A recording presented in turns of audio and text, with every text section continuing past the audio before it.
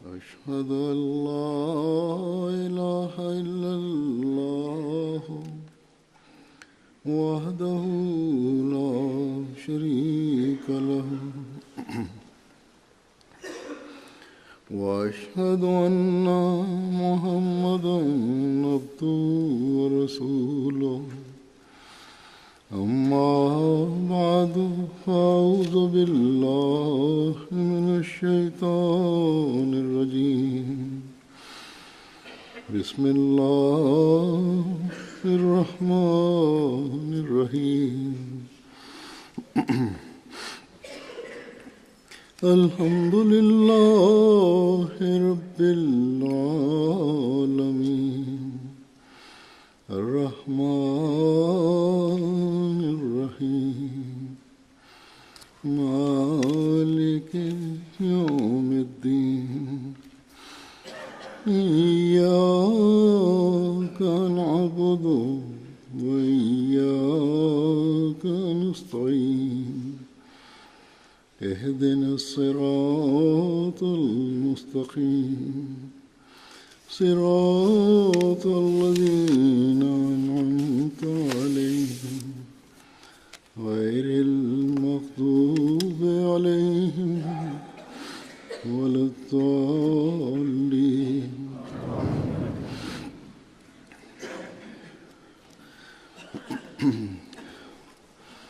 اللہ تعالیٰ مومنوں کو فرماتا ہے کہ تمہارا مطمع نظر ہمیشہ فاستبقوا الخیرات ہونا چاہیے، یعنی تم نیکیوں میں ہمیشہ ایک دوسرے سے آگے بڑھنے کی کوشش کرو، اور پھر نیکیاں بجا لانے والوں اور نیک اعمال کرنے والوں کو اللہ تعالیٰ نے بہترین مخلوق قرار دیا ہے، جیسا کہ فرماتا ہے کہ ان الذین آمنوا وعملوا الصالحات اولئک هم خیر البریہ، یعنی یقیناً وہ لوگ جو ایمان لائے اور نیک اعمال بجا لائے، یہی ہیں جو بہترین مخلوق ہیں۔ حضرت مسیح موعود علیہ السلام اس بات کی وضاحت فرماتے ہوئے مختصراً ایک جگہ فرماتے ہیں کہ انسان کو چاہیے کہ اپنا فرض ادا کرے اور اعمال صالحہ میں ترقی کرے۔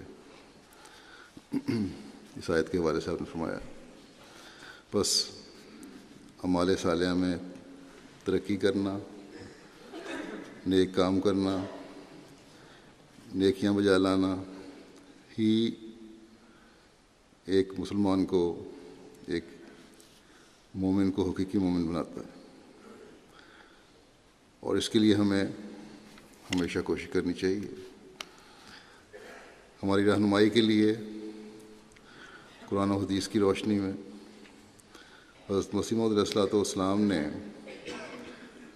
بڑی وضاحت سے اس بارے میں ارشادات فرمائے، مثلا یہ کہ نیکی کیا چیز ہے، حقیقی نیکی کس طرح حاصل کی جا سکتی ہے، نیکی بجا لانے کے لیے خدا تعالیٰ پر ایمان کیوں ضروری ہے، ایمان کا معیار کیا ہونا چاہیے، اس ایمان کے معیار کو کس طرح ہمیں بڑھانا چاہیے، کن ذریعوں سے نیکی کی جاتی ہے، نیکی کے کون کون سے مختلف پہلو ہیں، کتنی قسم کی نیکیاں ہیں، پھر اللہ تعالیٰ نیکیوں کو کس طرح نوازتا ہے نیکی کرنے والے کو۔ پھر یہ بھی آپ نے بیان فرمایا کہ جائز چیزوں کا بھی اعتدال کی حد تک کرنا نیکی میں نیکی ہے، اگر اس سے زیادہ کرو تو پھر نیکی میں کمی کر دیتا ہے۔ یہ بھی کہ ایک مومن کو اپنی نیکی کے دائرے کو کس قدر وسیع کرنا چاہیے، غرض کہ آپ نے نیکیوں کی حکمت، اس کی حقیقت اور اس کی روح کے مضمون کو مختلف موقعوں پر مختلف زاویوں سے کھول کر بیان فرمایا ہے۔ اس وقت میں اس بارے میں آپ کو چند اقتباسات پیش کروں گا، اس بات کی وضاحت فرماتے ہوئے کہ نیکی کیا چیز ہے، اور یہ بھی کہ بظاہر ایک چھوٹی سی نیکی اللہ تعالیٰ کی رضا کا مورد بنا دیتی ہے۔ آپ فرماتے ہیں نیکی ایک زینہ ہے اسلام اور خدا کی طرف چڑھنے کا۔ اسلام کی حقیقت معلوم کرنی ہے، خدا تعالیٰ کی رضا حاصل کرنی ہے، اس کا قرب حاصل کرنا ہے، تو نیکیاں اس کے لیے ایک زینہ ہے۔ لیکن یاد رکھو کہ نیکی کیا چیز ہے۔ فرمایا کہ شیطان ہر ایک راہ میں لوگوں کی رازدانی کرتا ہے اور ان کو راہ حق سے بہکاتا ہے۔ مثلا رات کو روٹی زیادہ پک گئی، امیر آدمی ہے یا کسی کے گھر میں رات کو کھانا زیادہ پک گیا، روٹی زیادہ پک گئی، صبح کو باسی بچی رہی، کھائی نہیں گئی، رات کو بچ گئی، اور اگلے دن فرمایا کہ عین کھانے کے وقت کہ اس کے سامنے اچھے اچھے کھانے رکھے ہیں، ابھی ایک لقمہ نہیں لیا کہ دروازے پر آ کر فقیر نے صدا کی اور روٹی مانگی،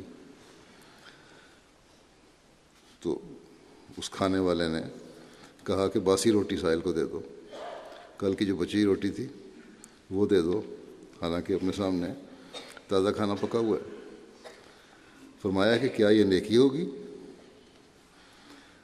باسی روٹی تو پڑی رہنی تھی، تنام پسند اسے کیوں کھانے لگے؟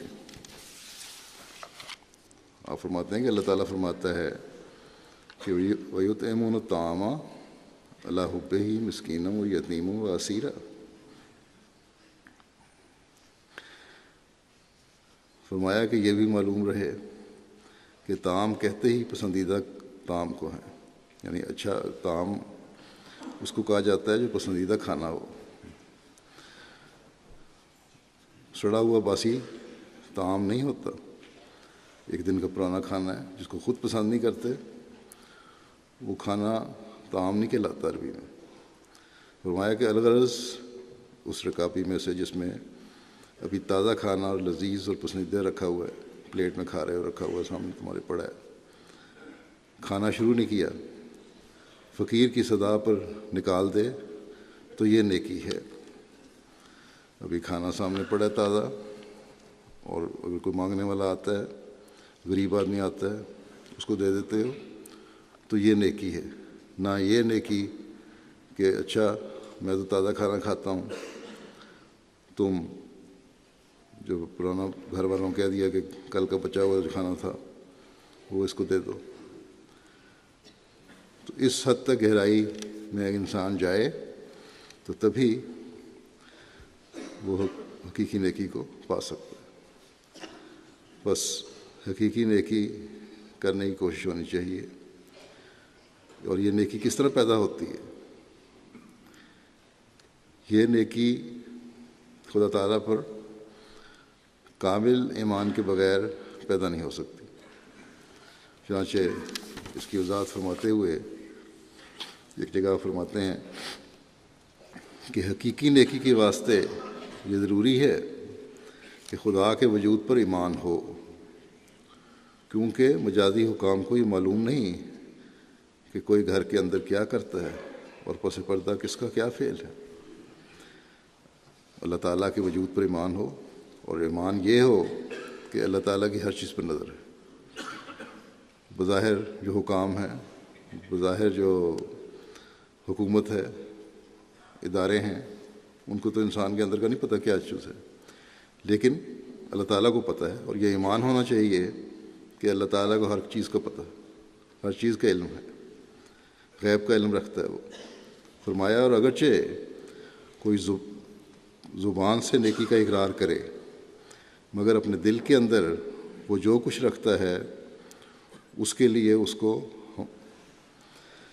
ہمارے مواخذہ کا خوف نہیں، اور دنیا کی حکومتوں میں سے کوئی ایسی نہیں جس کا خوف انسان کو رات میں اور دن میں، اندھیرے میں اور اجالے میں، خلوت میں اور جلوت میں، ویرانے میں اور آبادی میں، گھر میں اور بازار میں، ہر حالت میں یکساں۔ بعض دفعہ انسان چھپ کے کام کر رہا ہوتا ہے، مختلف جگہوں میں بیٹھا ہوا ہے، مختلف حالتوں میں، اور اس کو پتہ ہے کہ بظاہر کوئی دوسرے کو دیکھ نہیں رہا، اس لیے خوف بھی نہیں ہے، اور اس خوف نہ ہونے کی وجہ سے وہ غلط کام کر جاتا ہے سوائے اللہ تعالیٰ کے، اس کو پتہ ہے ہر چیز کا۔ اس لیے اگر حقیقی نیکی کرنی ہے تو اللہ تعالیٰ پر ایمان بڑا ضروری ہے۔ فرمایا پس درستی اخلاق کے واسطے ایسی ہستی پر ایمان کا ہونا ضروری ہے جو ہر حال اور ہر وقت میں اس کے نگران اور اس کے اعمال، اس کی نگران اور اس کے اعمال اور افعال اور اس کے سینہ کے بھیدوں کی شاہد ہے بس، اور وہ خدا تعالیٰ کی ذات کے علاوہ کوئی نہیں۔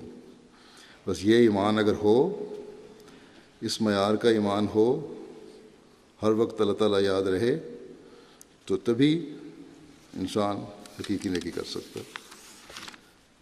پھر حقیقی نیکی کے بارے میں مزید وضاحت کرتے ہوئے آپ فرماتے ہیں کہ تقویٰ کے معنی ہیں بدی کی باریک راہوں سے پرہیز کرنا، مگر یاد رکھو نیکی اتنی نہیں ہے کہ ایک شخص کہے کہ میں نیک ہوں اس لیے کہ میں کسی کا مال نہیں لیا، چوری نہیں کی، غصب نہیں کیا، غلط طریقے سے کمائی نہیں کی، تو یہ کوئی نیکی نہیں ہے۔ فرمایا کہ نقب زنی نہیں کی، اگر کوئی کہتا ہے تو چوری نہیں کی کرتا، بد نظری اور زنا نہیں کرتا، ایسی نیکی عارف کے نزدیک ہنسی کے قابل ہے، کیونکہ اگر وہ ان بدیوں کا ارتکاب کرے اور چوری یا ڈاکہ زنی کرے تو وہ سزا پائے گا۔ بس یہ کوئی نیکی نہیں کہ جو عارف کی نگاہ میں قابل قدر ہو، بلکہ اصل اور حقیقی نیکی یہ ہے کہ نوع انسان کی خدمت کرے اور اللہ تعالیٰ کی راہ میں کامل صدق اور وفاداری دکھلائے اور اس کی راہ میں جان تک دے دینے کو تیار ہو۔ اس لیے یہاں فرمایا ہے ان اللہ مع الذین اتقوا والذین هم محسنون، ان اللہ مع الذین اتقوا والذین هم محسنون، یعنی اللہ تعالیٰ ان کے ساتھ ہے جو بدی سے پرہیز کرتے ہیں اور ساتھ ہی نیکیاں بھی کرتے ہیں۔ فرمایا کہ یہ خوب یاد رکھو کہ نرا بدی سے پرہیز کرنا کوئی خوبی کی بات نہیں ہے۔ کہہ دینا میں بدی نہیں کرتا، بڑا نیک ہوں، تو یہ کوئی خوبی نہیں ہے جب تک کہ اس کے ساتھ نیکیاں نہ کرے۔ بہت سے لوگ ایسے موجود ہوں گے جنہوں نے کبھی زنا نہیں کیا، خون نہیں کیا، چوری نہیں کی، ڈاکہ نہیں مارا، اور باوجود اس کے اللہ تعالیٰ کی راہ میں کوئی صدق و وفا کا نمونہ انہوں نے نہیں دکھایا۔ اللہ تعالیٰ کی راہ میں کوئی اللہ تعالیٰ کی رضا کی خاطر اللہ تعالیٰ کے حکم پر چلتے ہوئے کوئی نیکی نہیں کی، کوئی قربانی نہیں دی، باوجود اس کے بہت سارے دوسرے برائیاں انہوں نے نہیں کی۔ فرمایا کہ یا نوع انسان کی کوئی خدمت نہیں کی اس انسان نے، اگر اللہ تعالیٰ کا ایک حق ادا نہیں کیا اور بندوں کا حق ادا نہیں کیا، اور اس طرح پر کوئی نیکی نہیں کی۔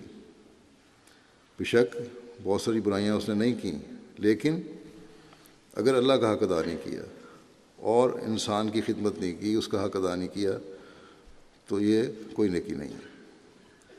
فرمایا کہ پس جاہل ہوگا وہ شخص جو ان باتوں کو پیش کر کے اسے نیکوکاروں میں داخل کرے، کیونکہ یہ تو بد چلنیاں ہیں، صرف اتنے خیال سے اولیاء اللہ میں داخل نہیں ہو جاتا۔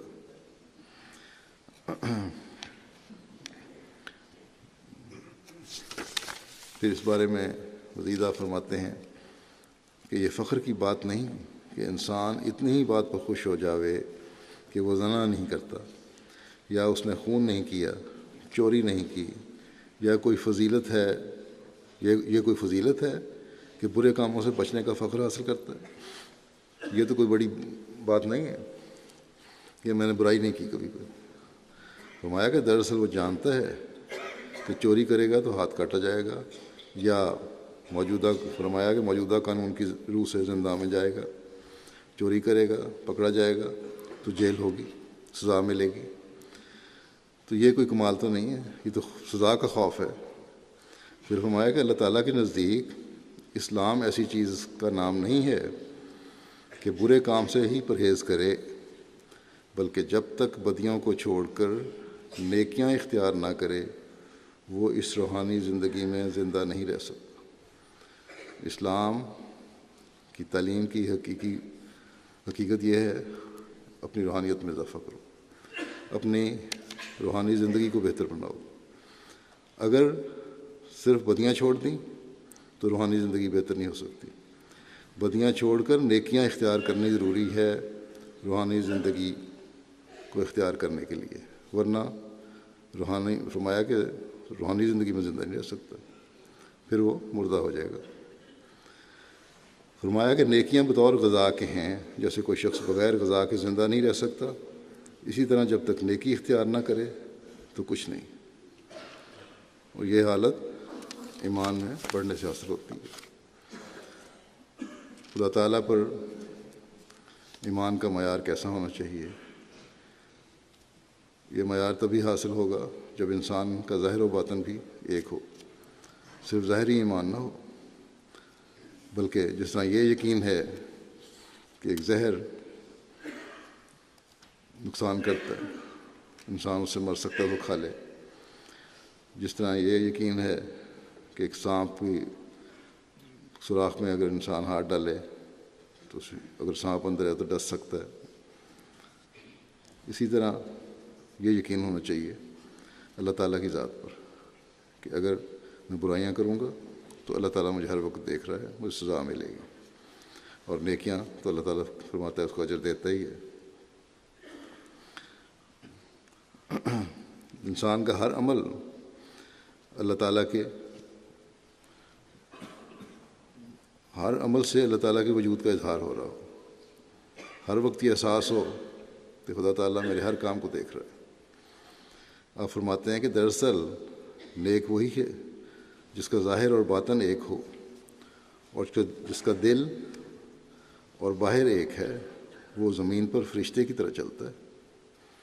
جس کا ظاہر اور باطن ایک ہے، جو دل میں ہے وہ ظاہر ہے، تو پھر اس کے نیکی کا معیار ایسا ہو گیا کہ وہ فرشتہ بن گیا. فرمایا کہ دہریہ ایسی گورنمنٹ کے نیچے نہیں کہ وہ حسن اخلاق کو پا سکے. ایک دہریہ جو خدا کو نہیں مانتا تو بے شک اس کے اخلاق اچھے ہیں، لیکن وہ اس معیار کو نہیں پہنچ سکتا. کہیں نہ کہیں اس کے دل میں ایسی بات آ جائے گی جو کھوٹ پیدا کرنے والی ہے. ہو سکتا ہے برائیوں سے رک جائے، بعض بنیادی اخلاق بھی کر لے، دکھا دے، لیکن پھر بھی اس کا حالت کمزوری رہے گی نیکیوں میں. فرمایا کہ تمام نتائج ایمان سے پیدا ہوتے ہیں، چنانچہ سانپ کے سوراخ کو پہچان کر کوئی انگلی اس میں نہیں ڈالتا. جب ہم جانتے ہیں کہ ایک مقدار اسٹرکنیا کی قاتل ہے، زہر کا نام ہے، تو ہمارا اس کے قاتل ہونے پر ایمان ہے. اور اس ایمان کا نام یہ ہے کہ ہم اس کو منہ نہیں لگائیں گے اور مرنے سے بچ جائیں گے. ایمان کے کبھی ہونے کی مزید وضاحت کرتے ہوئے فرماتے ہیں کہ یقیناً سمجھو کہ ہر ایک پاک بازی اور نیکی کی اصل جڑ خدا تعالیٰ پر ایمان لانا ہے. جس قدر انسان کا ایمان باللہ کمزور ہوتا ہے، اسی قدر اعمال صالحہ میں کمزوری اور سستی پائی جاتی ہے. لیکن جب ایمان قوی ہو اور اللہ تعالیٰ کو اس کی تمام صفات کاملہ کے ساتھ یقین کر لیا جائے، اسی قدر عجیب رنگ کی تبدیلی انسان کے اعمال میں پیدا ہو جاتی ہے. انسان یہ یقین کر لے کہ اللہ تعالیٰ سب طاقتوں کا مالک ہے، عالم الغیب ہے اور ہر جگہ مجھے دیکھ رہا ہے، تو فرمایا کہ پھر اس طرح ایک عجیب رنگ کی تبدیلی انسان کے اعمال میں پیدا ہو جاتی ہے. خود بخود بہتر اعمال ہونے لگ جاتے ہیں، برائیوں کے بجائے نیکیوں کی طرف زیادہ توجہ پیدا ہونی شروع ہو جاتی ہے. فرمایا کہ خدا تعالیٰ پر ایمان رکھنے والا گناہ پر قادر نہیں ہو سکتا. یہ نہیں ہو سکتا کہ ایک طرف خدا پر ایمان ہے، دوسری طرف گناہ کر رہا ہو، کیونکہ یہ ایمان اس کی نفسانی قوتوں اور گناہ کے اعضاء کو کاٹ دیتا ہے. دیکھو، اگر کسی کی آنکھیں نکال دی جائیں تو وہ آنکھوں سے بد نظری کیوں کر سکتا ہے، اور آنکھوں گناہ کیسے کرے گا؟ اور اگر ایسا ہی ہاتھ کاٹ دیے جائیں پھر وہ گناہ جو ان اعضاء سے متعلق ہیں کیسے کر سکتا ہے؟ ٹھیک اسی طرح پر جب ایک انسان نفس مطمئنہ کی حالت میں ہوتا ہے تو نفس مطمئنہ اسے اندھا کر دیتا ہے اور اس کی آنکھوں میں گناہ کی قوت نہیں رہتی. وہ دیکھتا ہے پر نہیں دیکھتا، بد نظری سے نہیں دیکھتا. کوئی چیز دیکھتا بھی ہے تو برائی کی نظر سے نہیں دیکھتا کسی چیز کو. فرمایا کیونکہ آنکھوں کی نظر سلب ہو جاتی ہے، یعنی وہ جو ہرس اور گندگی کی نظر ہے، ہرس کی نظر ہے یا کسی چیز کو دیکھنے کے بعد گندگی کی نظر ہے یا ناجائز خواہشات کی نظر ہے، وہ ختم ہو جاتی ہے. فرمایا وہ کان رکھتا ہے مگر بہرا ہوتا ہے، اور وہ باتیں جو گناہ کی ہیں نہیں سن سکتا. اسی طرح پر اس کی تمام نفسانی اور شہوانی قوتیں اور اندرونی اعضاء کاٹ دیے جاتے ہیں. اس کی ساری قوتیں، اس کی ساری طاقتوں پر جن سے گناہ صادر ہو سکتا تھا ایک موت واقع ہو جاتی ہے، اور وہ بالکل ایک میت کی طرح ہوتا ہے اور خدا تعالیٰ ہی کی مرضی کے تابع ہوتا ہے. وہ اس کے سوا ایک قدم نہیں اٹھا سکتا. یہ حالت ہوتی ہے جب خدا تعالیٰ، یہ حالت ہوگی، فرمایا کہ یہ حالت ہوتی ہے جب خدا تعالیٰ پر سچا ایمان ہو. یہ ساری حالتیں اصول پیدا ہوں گی جب اللہ تعالیٰ پر سچا ایمان ہو، اور جس کا نتیجہ یہ ہوتا ہے کہ کامل اطمینان اسے دیا جاتا ہے. فرمایا کہ یہی وہ مقصد ہے جو انسان کا اصل مقصود ہونا چاہیے. یہ ٹارگٹ ہے ہمارا، یہ ہمیں اپنے سامنے رکھنا چاہیے کہ ہر قسم کی گندگی کو اپنی ذہنوں سے، اپنے دماغوں سے، اپنے آنکھوں سے، اپنے کانوں سے نکالنا بھی ہے اور سننے سے بچنا بھی ہے. فرمایا اور ہماری جماعت کو اس کی ضرورت ہے، اور اطمینان کامل کے حاصل کرنے کے واسطے ایمان کامل کی ضرورت ہے. پس فرمایا کہ پس ہماری جماعت کا پہلا فرض یہ ہے کہ وہ اللہ تعالیٰ پر سچا ایمان حاصل کرے. یہ ہے وہ ٹارگٹ جو آپ نے ہمیں دیا. یہ سچا ایمان حاصل ہوگا تو نیک اعمال بھی صادر ہوں گے، اور تبھی فاستبقوا الخیرات کے گروہ میں ہم شامل ہوں گے، اور تبھی خیر البریہ میں ہمارا شمار ہوگا. پھر نیکی کے پہلوؤں کی وضاحت کرتے ہوئے آپ نے فرمایا کہ انسان کے لیے دو باتیں ضروری ہیں: بدی سے بچے اور نیکی کی طرف دوڑے. اور نیکی کے دو پہلو ہوتے ہیں، ایک ترک شر، دوسرا افاضۂ خیر. شر کو چھوڑنا ٹھیک ہے، ایک نیکی ہے، یہ ایک پہلو ہے. اور دوسرا پہلو ہے نیکی کرنا. ترک شر سے فرمایا کہ ترک شر سے انسان کامل نہیں بن سکتا. جب صرف ترک شر کرنا ہے تو یہ کامل نہیں، اس ایمان میں بھی کمزوری ہے. جب تک اس کے ساتھ افاضۂ خیر نہ ہو، یعنی دوسروں کو نفع بھی پہنچائے، نیکی کرے، دوسروں کو نفع پہنچائے، تب کامل ایمان ہوتا ہے. فرمایا اس سے پتہ لگتا ہے کہ کس قدر تبدیلی کی ہے، اور یہ مدارج تب حاصل ہوتے ہیں کہ خدا تعالیٰ کی صفات پر ایمان ہو اور ان کا علم ہو. جب تک یہ بات نہ ہو انسان بدیوں سے بھی بچ نہیں سکتا.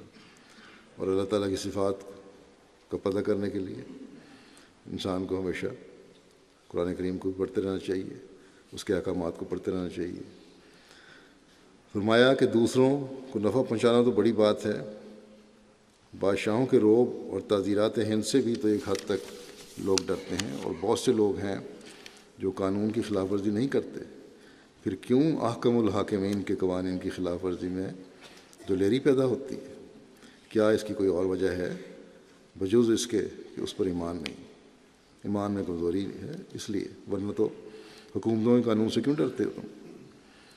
فرمایا یہی ایک باعث ہے جو برائیاں سرزد ہوتی ہیں، جو نیکیاں نہیں ہوتی۔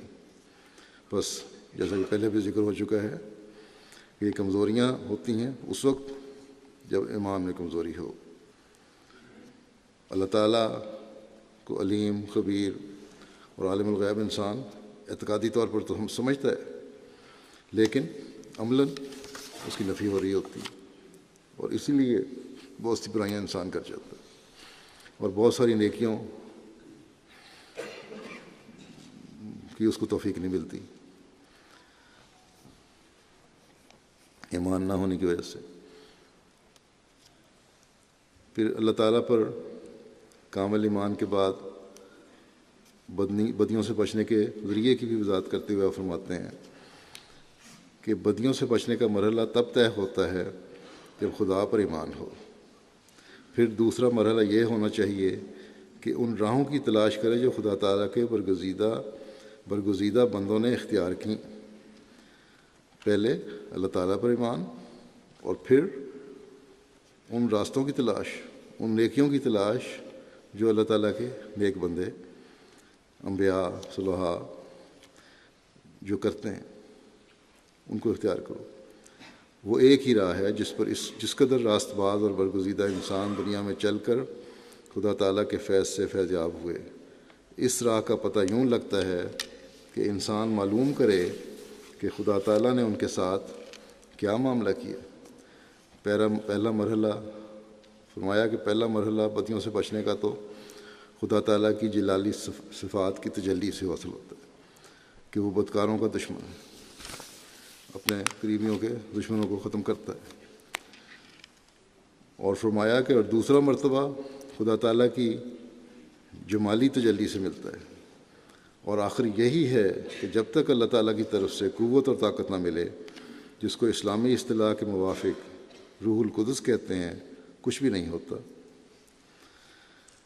یہ ایک قوت ہوتی ہے جو خدا تعالیٰ کی طرف سے ملتی ہے، اس کے نزول کے ساتھ ہی دل میں ایک سکینت آتی ہے اور طبیعت میں نیکی کے ساتھ ایک محبت اور پیار پیدا ہو جاتا ہے۔ اللہ تعالیٰ کی جو مالی تجلی ہوتی ہے تو ہر نیکی، ایک تو نیکی کی طرف توجہ پیدا ہوتی ہے، بدی کی طرف توجہ ہی نہیں ہوتی، اور پھر ایک سکینت دل میں پیدا ہوتی ہے۔ یہ ہے نیک لوگوں کا عمل جو ہمارے سامنے نمونہ ہے، جس کو آپ نے کہا ہے اس کو دیکھو، انبیاء کے نمونے کو دیکھو۔ فرمایا کہ جس نیکی کو دوسرے لوگ بڑی مشقت اور بوجھ سمجھ کر کرتے ہیں، یہ ایک لذت اور سرور کے ساتھ سو کرنے کی طرف دوڑتا ہے، یعنی جو اللہ تعالیٰ کا پیارا ہے۔ جیسے لذیذ چیز بچہ بھی شوق سے کھا لیتا ہے، اسی طرح جب خدا تعالیٰ سے تعلق ہو جاتا ہے اور اس کی پاک روح اس پر اترتی ہے، پھر نیکیاں ایک لذیذ اور خوشبودار شربت کی طرح ہوتی ہیں۔ وہ خوبصورتی جو نیکیوں کے اندر موجود ہے اس کو نظر آنے لگتی ہے اور بے اختیار ہو کر ان کی طرف دوڑتا ہے۔ بدی کے تصور سے بھی اس کی روح کانپ جاتی ہے۔ فرمایا کہ یہ امور اس قسم کے ہیں کہ ہم ان کو الفاظ کے پیرائے میں پوری طور سے ادا نہیں کر سکتے۔ ایک عجیب دل کی کیفیت ہوتی ہے، دل کا سرور ہوتا ہے، جن کو الفاظ کا جامہ پہنانا بہت مشکل ہے۔ فرمایا کہ یہ قلب کی حالتیں ہوتی ہیں، یہ دل ہی محسوس کر سکتا ہے، محسوس کرنے سے ہی اس کا ٹھیک پتہ لگتا ہے۔ اس وقت تازہ بتازہ انوار اس کو ملتے ہیں۔ انسان صرف اس بات پر ہی ناز نہ کرے اور اپنی ترقی کی انتہا اسی کو نہ سمجھ لے کہ کبھی اس کے اندر رکت پیدا ہو جاتی ہے، کہ کبھی اس کے اندر رکت پیدا ہو جاتی ہے۔ یہ کوئی بات نہیں کہ رمضان میں نماز میں کبھی رو لیے، رکت پیدا ہو گئی، دل نرم ہو گیا، اسی کو انتہا نہ سمجھو اپنی ترقی کی۔ فرمایا کہ یہ رکت عارضی ہوتی ہے۔ انسان اکثر دفعہ یہ رکت تو پیدا ہونے کی مثال آپ دیتے ہیں کہ انسان اکثر دفعہ ناول پڑھتا ہے اور اس کے درد انگیز حصے میں پہنچ کر بے اختیار رو پڑتا ہے۔ بہت سارے لوگ ہیں ناول پڑھ رہے ہوتے ہیں اور رونے لگ جاتے ہیں، بعض ایسی کہانیاں آ جاتی ہیں، اس میں کس کے واقعات آ جاتے ہیں۔ فرمایا کہ وہ صاف جانتا ہے کہ ایک جھوٹی اور فرضی کہانی ہے، لیکن اس کے باوجود رو پڑتا ہے۔ بس اگر محض رو پڑنا یا رکت کا پیدا ہو جانا ہی حقیقی سرور اور لذت کی جڑ ہوتی تو آج یورپ سے بڑھ کر کوئی بھی روحانی لذت حاصل کرنے والا نہ ہوتا، کیونکہ یہاں تو ذرا سی بات پر جذباتی ہو کر رونے لگ جاتے ہیں۔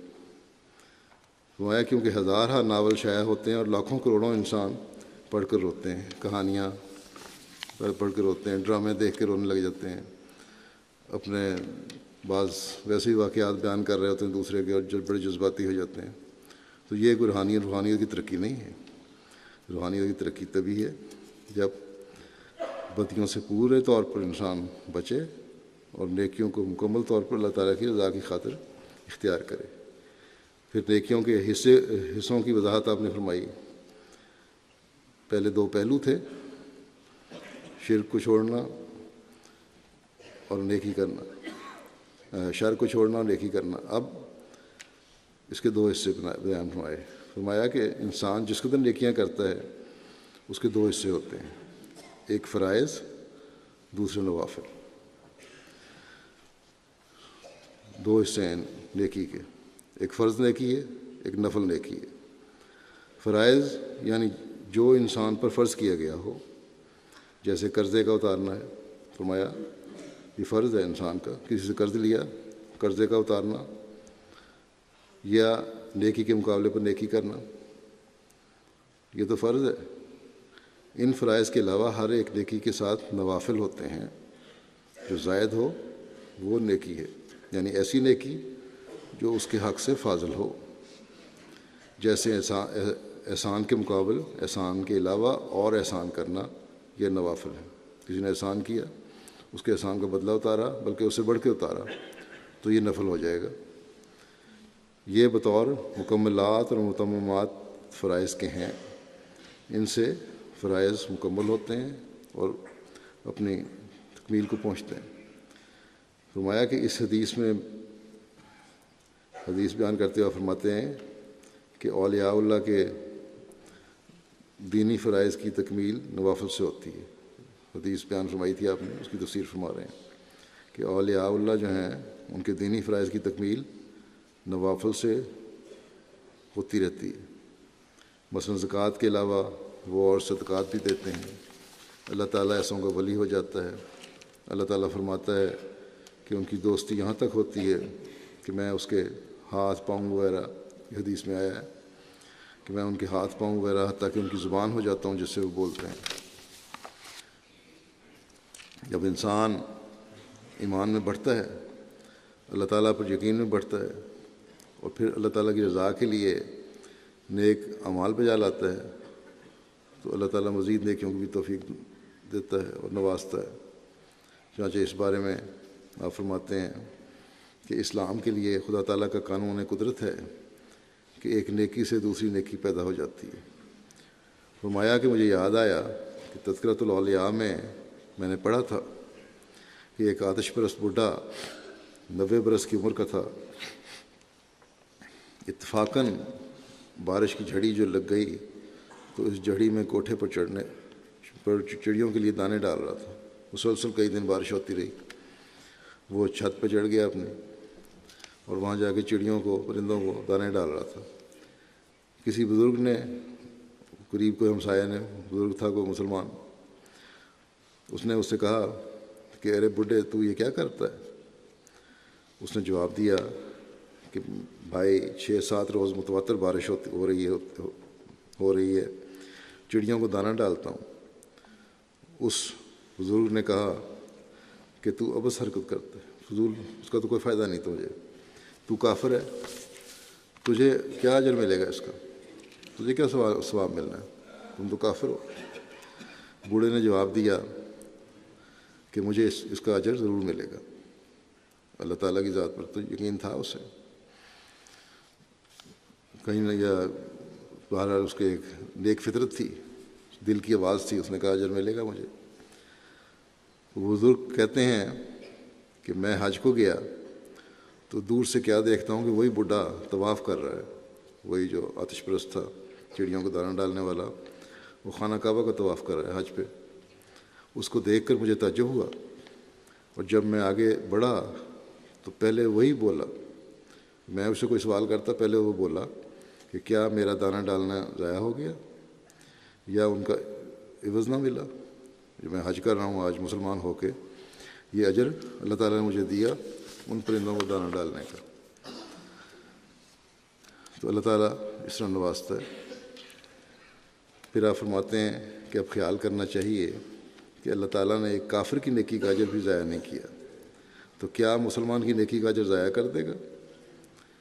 فرماتے ہیں کہ مجھے ایک صحابی کا ذکر یاد آیا کہ اس نے کہا کہ یا رسول اللہ صلی اللہ علیہ وسلم، میں نے اپنے کفر کے زمانے میں بہت سے صدقات کیے ہیں، کیا ان کا اجر مجھے ملے گا؟ جب میں کافر تھا بڑے صدقات کیا کرتا تھا، نیکیاں کرنے کی کوشش کرتا تھا، مجھے اجر ملے گا؟ آپ صلی اللہ علیہ وسلم نے فرمایا کہ وہی صدقات تو تیرے اسلام کا موجب ہو گئے ہیں، ان صدقات کا ہی بدلہ تجھے ملا ہے جو تم آج مسلمان ہو گیا۔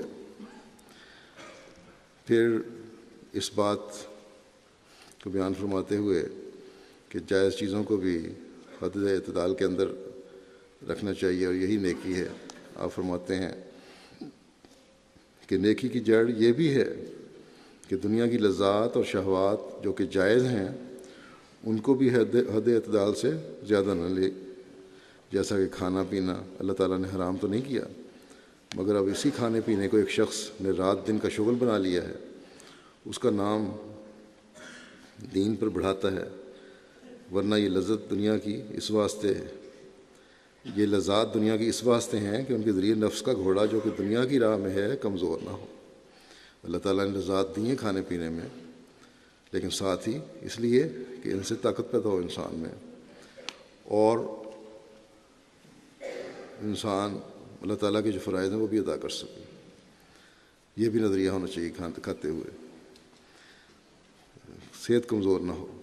فرمایا کہ اس کی مثال ایسے ہی ہے جیسے کہ یکے والا جب لمبا سفر کرتا ہے تو 7 یا 8 کوس کے بعد وہ گھوڑے کی کمزوری کو محسوس کر کے اسے دم دلا دیتے ہیں، ٹھہر جاتے ہیں اور نہاری وغیرہ کھلاتے ہیں تاکہ اس کی پچھلی تھکان دور ہو جاوے۔ تو فرمایا کہ تو انبیاء نے جو حظ دنیا کا لیا ہے وہ اسی طرح ہے، انبیاء بھی کھاتے پیتے ہیں، دنیاوی جو چیزیں ہیں ان سے ان کو بھی ملتا ہے، سکون ملتا ہے، شادی بیاہ ہے، اولاد ہے، کھانا پینا ہے، دنیاوی چیزیں ہیں، سب چیزیں انبیاء بھی ان کا استعمال کرتے ہیں۔ فرمایا کہ انہوں نے جو حظ دنیا کا لیا ہے وہ اسی طرح کا ہے، کیونکہ ایک بڑا کام دنیا کی اصلاح کا ان کے سپرد تھا، اگر خدا کا فضل ان کی دستگیری نہ کرتا تو ہلاک ہو جاتے۔ تو جس طرح ایک گھوڑے والا، ٹانگے والا اپنے گھوڑے کو تازہ دم رکھنے کے لیے کھلاتا پلاتا ہے، اسی طرح جو انبیاء ہیں وہ اگر کھاتے پیتے ہیں یا اچھی چیزیں استعمال کرتے ہیں تو صرف اس لیے کہ دنیا کی اصلاح کی طرف توجہ ہو۔ ایک دفعہ حضرت مسیح علیہ الصلوۃ والسلام پہ اعتراض کیا، حضرت خلیفہ اول سے کسی نے کہا کہ اعتراض یہ تھا کہ حضرت مسیح علیہ السلام پلاؤ بھی کھا لیتے ہیں۔ اعتراض کرنے والے نے کہا سنا مرزا صاحب پلاؤ کھاتے ہیں؟ حضرت خلیفہ اول نے کہا کہ میں نے تو کہیں نہیں پڑھا، نہ قرآن میں نہ حدیث میں، کہ اچھا کھانا کھانا نبیوں پہ جائز نہیں، کھاتے ہیں تو کیا ہو گیا؟ تو اس قسم کے بھی لوگوں کو اعتراض ہوتے رہتے ہیں۔ لوگ سمجھتے ہیں کہ صرف کڑوے کھانا کھانا ہی بڑی بزرگی ہے، حالانکہ یہ غلط ہے۔ اسی سنت پہ ہمیں چلنا چاہیے جو حضرت صلی اللہ علیہ وسلم نے ہمارے سامنے پیش فرمائی۔ آپ نے ایک صحابی کو فرمایا تھا میں اچھا کھانا بھی کھاتا ہوں، میں اچھے کپڑے بھی پہنتا ہوں، میں نے شادیاں بھی کی ہیں، میری اولاد بھی ہے، میں سوتا بھی ہوں، میں عبادت بھی کرتا ہوں، بس میری سنت ہے جو تمہیں چلنا چاہیے۔ بہرحال آگے حضرت مسیح علیہ السلام فرماتے ہیں انبیاء کا یہ دستور نہ تھا کہ اسی میں منہمک ہو جاتا ہے، یعنی دنیاوی چیزوں میں منہمک نہیں ہوتے۔ انہماک بے شک ایک زہر ہے، ایک بدگماش آدمی جو کچھ چاہتا ہے کرتا ہے اور جو چاہتا ہے کھاتا ہے۔ اسی طرح اگر ایک صالح بھی کرے تو خدا کی راہیں اس پر نہیں کھلتی۔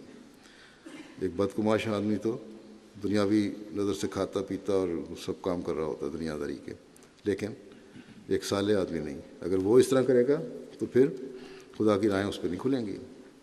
فرمایا کہ جو خدا کے لیے قدم اٹھاتا ہے خدا کو ضرور اس کا پاس ہوتا ہے۔ خدا تعالیٰ فرماتا ہے اعدلوا هو اقرب للتقوی۔ فرمایا کہ تناؤم اور کھانے پینے میں بھی اعتدال کرنے کا نام تقویٰ ہے۔ صرف یہی گناہ نہیں ہے کہ انسان زنا نہ کرے، چوری نہ کرے، بلکہ جائز امور میں حد اعتدال سے نہ بڑھے۔ جو جائز چیزیں ہیں ان میں اعتدال رکھنا یہ بھی تقویٰ ہے اور یہ بھی نیکی ہے۔ اپنے تعلیم کے اس حصے کی وضاحت فرماتے ہوئے کہ حکام کے ساتھ نیکی کیا ہے اور عام تعلقات اور جو عزیزوں سے تعلقات ہیں اس میں نیکی کیا ہے، آپ فرماتے ہیں کہ ہماری تعلیم تو یہ ہے کہ سب سے نیک سلوک کرو، حکام کی سچی اطاعت کرنی چاہیے کیونکہ وہ حفاظت کرتے ہیں، حکومت اور گورنمنٹ کی بھی اطاعت کرنی چاہیے کیونکہ وہ اپنے شہریوں کے اگر فرائض ادا کر رہے ہیں صحیح طرح۔ فرمایا کہ جان اور مال ان کے ذریعے امن میں ہیں، اور برادری کے ساتھ نیک سلوک اور برتاؤ کرنا چاہیے کیونکہ برادری کے بھی حقوق ہیں۔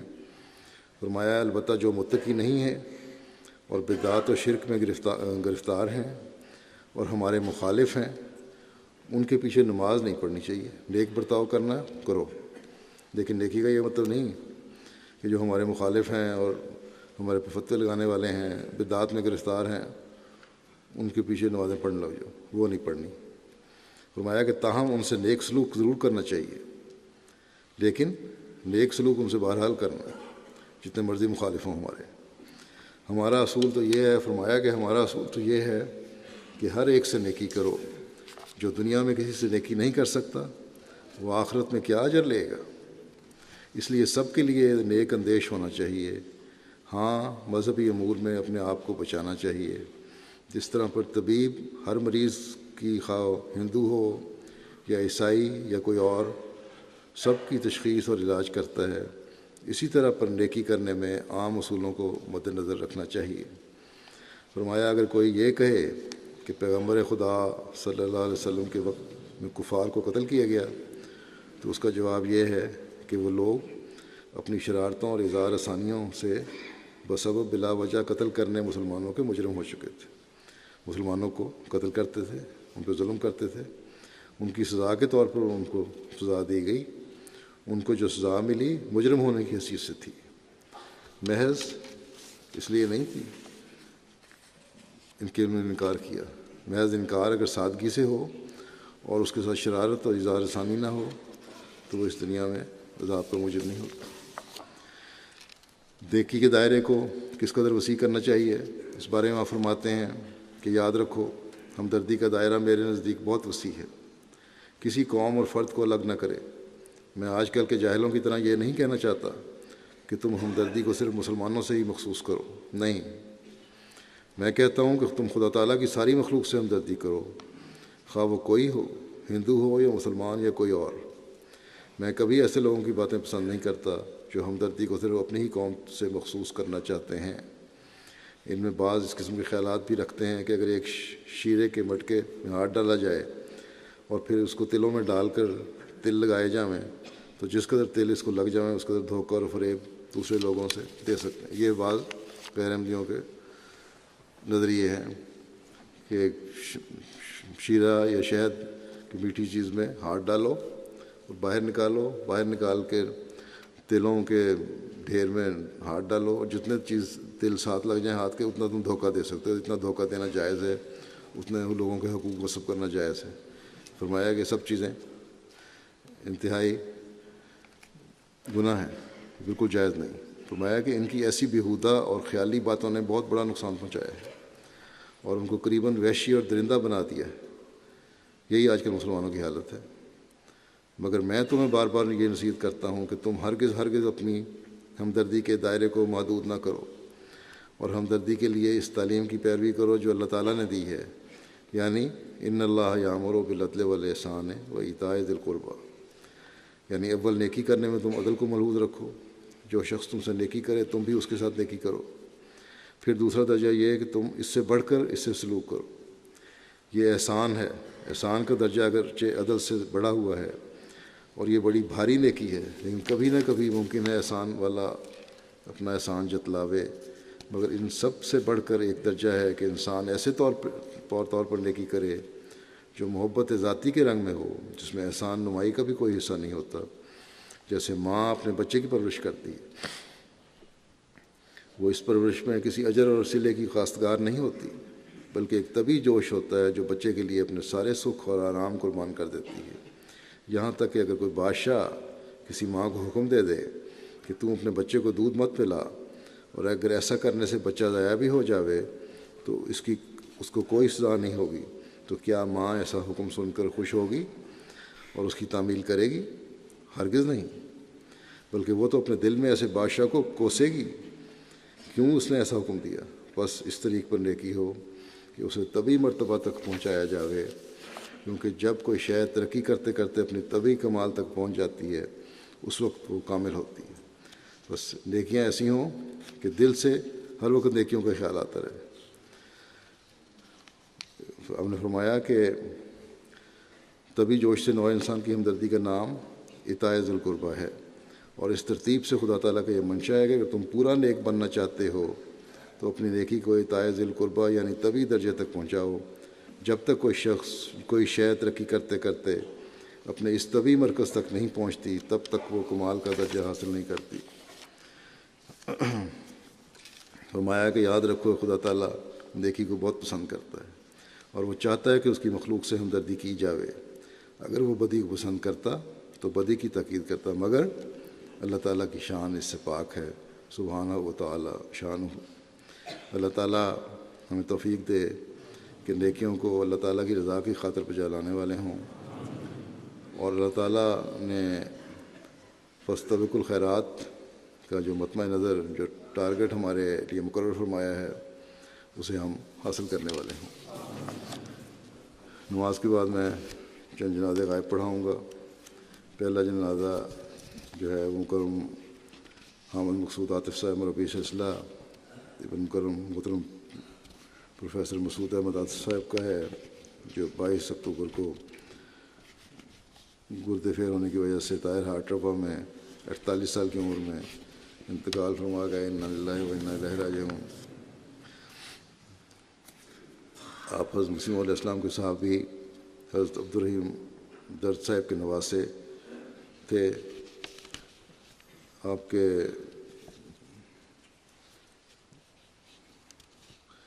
والد پروفیسر محمود احمد عاطف تھے، مسعود احمد عاطف، جنہیں 1955 سے لے کر 86 تک تعلیم اسلام کالج میں فزکس پڑھانے کا موقع ملا۔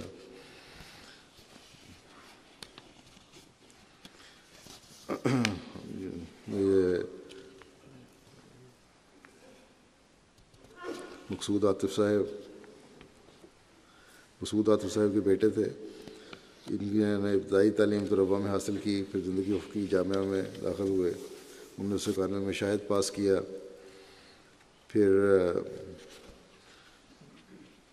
پہلے تو ان کی خواہش تھی کہ فوج میں جائیں، لیکن پھر ایک خواب کی بنا پر انہوں نے کالج چھوڑ کے جامعہ میں داخلہ لیا، اور وہاں سے شاہد کی ڈگری حاصل کر کے مربی بن کے نکلے۔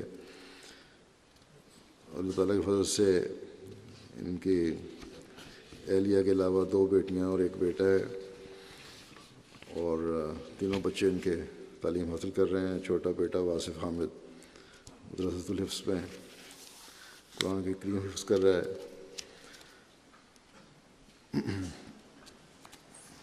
مقصود عاطف صاحب 1991 میں جامعہ سے فارغ ہوئے، پھر پاکستان میں مختلف شہروں میں ان کی تقرری ہوئی۔ اس کے بعد فرینچ زبان سیکھنے کے لیے انہوں نے اسلام آباد یونیورسٹی میں نمل یونیورسٹی میں داخلہ لیا، اور مئی 1997 میں آئیوری کوسٹ میں پھر یہ بطور مبلغ ان کو بھجوایا گیا۔ 2002 تک آئیوری کوسٹ میں خدمت توفیق پائی، پھر 2016 تک بورکینا فاسو میں خدمت کی توفیق پائی، اور پھر گردے کی تکلیف کی وجہ سے واپس پاکستان بلا لیے گئے۔ آپ کی اہلیہ کہتے ہیں کہ جب میں گئی ہوں آئیوری کوسٹ تو بڑی محنت سے مجھے فرینچ سکھائی تاکہ میرے روزمرہ کے معمولات اور لوگوں سے ڈیلنگ آسان رہے، اور لجنہ کی تربیت میں بھی امید ثابت ہو۔ بڑے ہنس مکھ، اکثر لکھنے والوں نے، ان کے ساتھیوں نے یہ لکھا ہے کہ بڑے ہنس مکھ تھے، بے تکلف تھے، ذہین بھی تھے، مزاح کی حص رکھنے والے تھے، بڑوں کا اور اپنے ساتھیوں کا ادب و احترام کرنے والے تھے، اطاعت اور فرمان برداری کی روح میں بہت زیادہ تھی، اور بے نفس انسان تھے۔ اللہ تعالیٰ ان کے درجات بلند فرمائے اور ان کے بچوں کو بھی صبر و حوصلہ عطا فرمائے، ان کی نیکیوں کو جاری رکھنے کی توفیق عطا فرمائے۔ دوسرا جنازہ ہے علی سعید موسیٰ صاحب، سابق امیر جماعت تنزانیہ کا، جو 30 ستمبر کو 67 سال کی عمر میں وفات پا گئے۔ انا للہ و انا الیہ راجعون۔ 1950 کو چٹانڈی تنزانیہ میں پیدا ہوئے تھے، پھر انہوں نے 1980 میں دارالاسلام یونیورسٹی میں داخلہ لیا، اکنامکس میں BA کی ڈگری حاصل کی، پھر 1980 ایگریکلچر اکنامکس کی ڈگری حاصل کی، مختلف حکومتی عہدوں پر فائز رہے۔ حضرت مسیح رابع نے ان کو قرآن کریم کا یاؤ زبان میں ترجمہ کرنے کا ارشاد فرمایا تھا، لیکن اپنی حکومتی مصروفیات کی وجہ سے، کاموں کی وجہ سے انہوں نے بڑی دیر لگا دی، جس پر حضرت مسیح رابع نے فرمایا کہ اس رفتار سے ترجمہ کم از کم 30 سال لگ جائیں گے، اور بڑا فکر کا اظہار کیا۔ بہرحال یہ ارشاد سن کے ان کے علی سعیدی صاحب بڑے جذباتی ہوئے اور انہوں نے عہد کیا کہ میں جلدی قرآن کریم کا ترجمہ کروں گا۔ چنانچہ انہوں نے ساری کام اپنے چھوڑ کے ساری توجہ قرآن کریم کے ترجمہ پر دی، اور 5 سال میں یہ ترجمہ مکمل کر لیا۔ 2006 میں تنزانیہ کی جماعت کا امیر مقرر کیا گیا، اور برونڈی اور موزمبیق اور ملاوی کی جماعتیں بھی آپ کی نگرانی میں تھیں۔ ان کے دور امارت میں جماعت نے وہاں سیکنڈری اسکول کا اجرا بھی کیا، اور جماعت نے کچھ بڑا رقبہ زمین کا بھی حاصل کیا۔ بڑے مخلص، فدائی اور وفا نیک انسان تھے، خلافت سے گہرا اور عقیدت کا تعلق تھا۔ اہلیہ کے علاوہ 3 بیٹیاں اور 3 بیٹے یادگار چھوڑے ہیں۔ اللہ تعالیٰ ان سب کو ان کی نیکیوں کو جاری رکھنے کی توفیق عطا فرمائے، ان کے درجات بلند فرمائے۔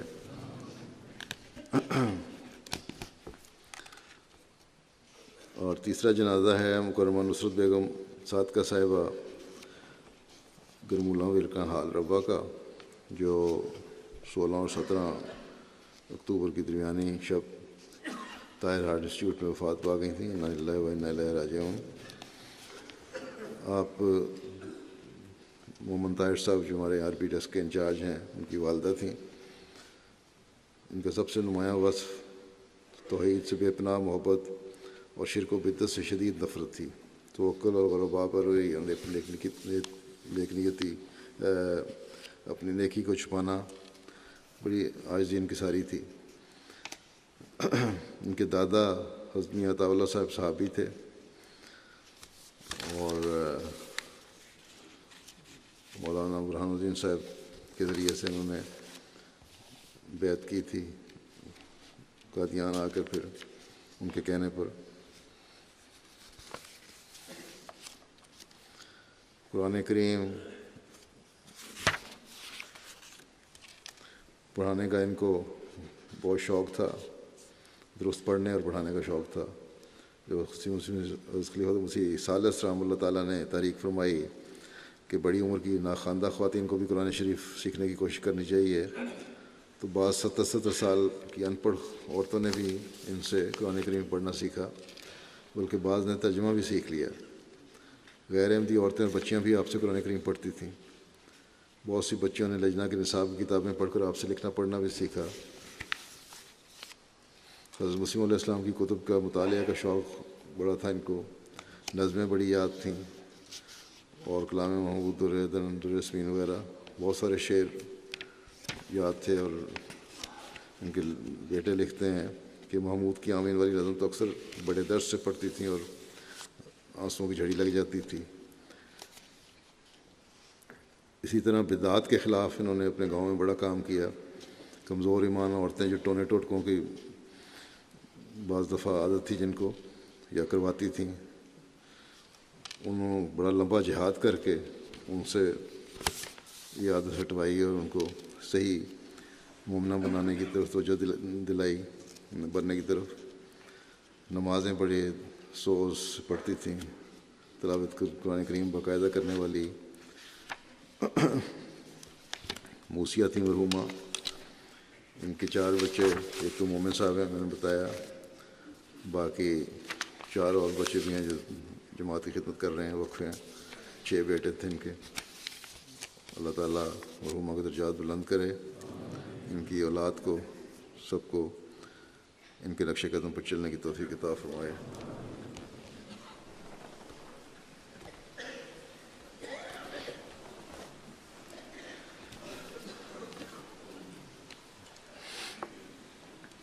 الحمد لله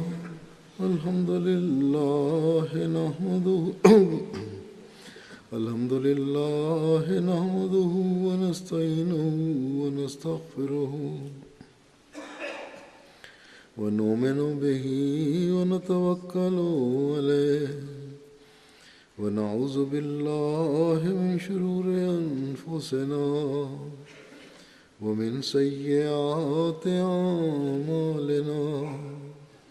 من يهده الله فلا مضل له ومن يضلل فلا هادي له. ونشهد أن لا إله إلا الله ونشهد أن محمدا عبده ورسوله. عباد الله رحمكم الله، إن الله يأمر بالعدل والإحسان وإيتاء ذي القربى وينهى عن الفحشاء والمنكر والبغي يعظكم لعلكم تذكرون. اذكروا الله يذكركم وادعوه يستجب لكم ولذكر الله أكبر.